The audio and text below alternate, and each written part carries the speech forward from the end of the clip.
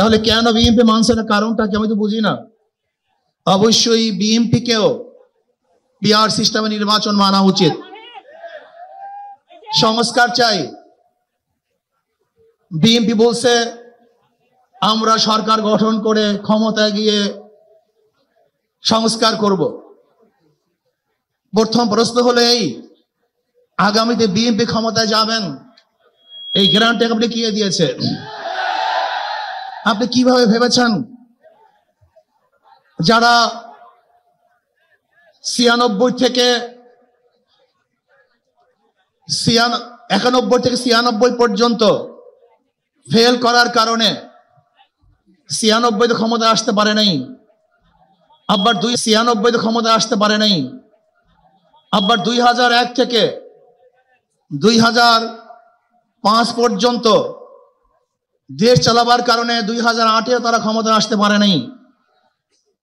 2001-এ BNP ইশতেহার ঘোষণা করেছিল, সেই ইশতেহারের মধ্যে 10%ও বিএনপি বাস্তবায়ন করতে পারে নাই।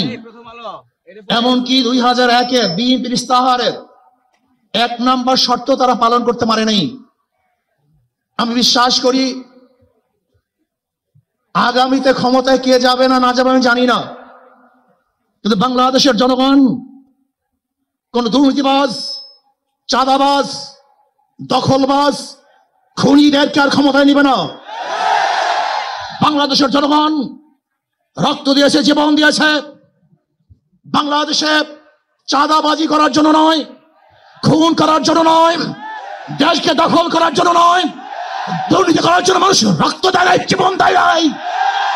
বাংলাদেশের মানুষ জীবন দিয়েছিল, মানুষ মুক্তি পাবে, শান্তি পাবে।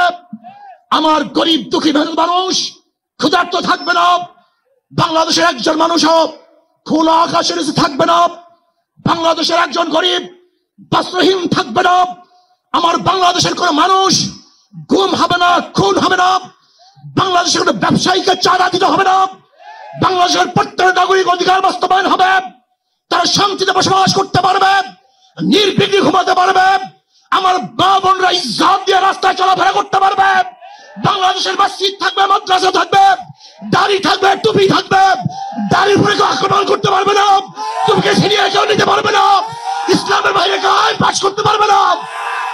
এর জন্য জীবন দিয়েছিল, রক্ত দিয়েছিল। দ্বিতীয়বার দাড়ি টানবে এই দৃশ্য দেখার জন্য মানুষ রক্ত দেয় নাই। মৌলবাদের বিরুদ্ধে আলোক আঙ্গুল তুলবে, মোল্লা বলে গালি দিবে, আজকে টুপি দাড়িওয়ালাদের ক্ষমতায় যেতে দেবে না, এই স্লোগান শোনার জন্য মানুষ রক্ত দেয় নাই। এই দৃশ্য দেখার জন্য বুকের তাজা রক্ত জমিনে ঢেলে দিয়ে মানুষ শাহাদাত বরণ করে নাই, বরং বাংলাদেশের মানুষ শাহাদাত বরণ করেছিল এই জাতিকে মুক্তি দেওয়ার জন্য, কোরআন ও সুন্নাহর আইন বাস্তবায়ন করার জন্য। বাংলাদেশের মানুষ ওই ভারতের গোলামি করার জন্য রক্ত দেয় নাই। বাংলাদেশের মানুষ ভারত আমাদের দেশে কর্তৃত্ব নেতৃত্ব করবে, আমেরিকা আমাদের দেশে কর্তৃত্ব নেতৃত্ব করবে, এর জন্য বাংলাদেশের মানুষ জীবন দেয় না, রক্ত দেয় নাই। বাংলাদেশের মানুষ সাধন, তারা নিজেরা আইন প্রণয়ন করবে, নিজেরা সংসদ পরিচালিত করবে, তারা নিজেদের পায়ে দাঁড়াবে। বাংলাদেশের মানুষ জীবন দিতে পারে কিন্তু কারো গোলামি করতে পারে না। ভাইয়েরা আমার, আমি বিশ্বাস করি আজকে মঞ্চে যারা আছেন, যদি আমরা মুনাফিকি না করি, মঞ্চে যারা আছে যদি মুনাফিকি না করি, মুখের এবং কাজের কথা যদি একসাথে থাকেন, মুখের সাথে কাজের যদি মিল থাকেন, আমি এই লক্ষ জনতার সামনে কসম করে বলতে পারি আগামীতে ক্ষমতায় যাবে ইসলাম, ক্ষমতায় যাবে ইসলাম, কোন সন্দেহ নেই।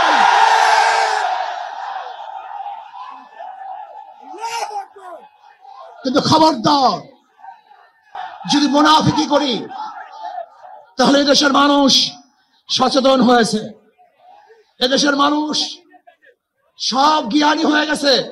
বিশ্বাস করবেন না, একজন রিক্সাওয়ালা, ঠেলাওয়ালা, কুলি মজদুরের বক্তব্য শুনলে আমরা আশ্চর্য হয়ে যাই বাংলাদেশের মানুষ কত সচেতন, তারা কত সচেতন হয়েছে।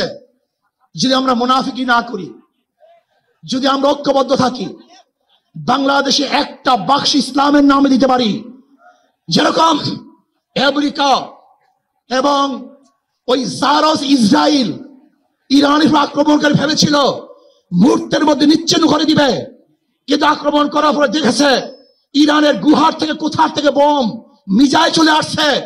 আমেরিকা এবং ইসরায়েল যেরকম অনুভব করতে পারে নাই, বাংলাদেশের বুকে যদি একটা বাক্স দেওয়া হয়, বাংলাদেশের ঘরের থেকে এমন মিসাইল বের হবে, এমন বোমা বের হবে, গোটা বাংলাদেশ থেকে, গোটা দুনিয়া থেকে ইসলামের দুশ্মনদের ধ্বংস করে ফেলবে ইনশাআল্লাহ। ঐক্য হন, মুনাফিকি করবেন না, একসাথ হন, ঐক্যবদ্ধ হন। এইটা আমার মেসেজ থাকবে। যদি ঐক্যবদ্ধ ভাবে ক্ষমতার লোভকে সংবরণ করে, আমি ক্ষমতায় যেতে চাই না, ইসলামকে ক্ষমতায় নিতে চাই। আমি ক্ষমতায় যাইতে চাই না, কোরআন ও সুন্নাহকে ক্ষমতায় নিতে চাই।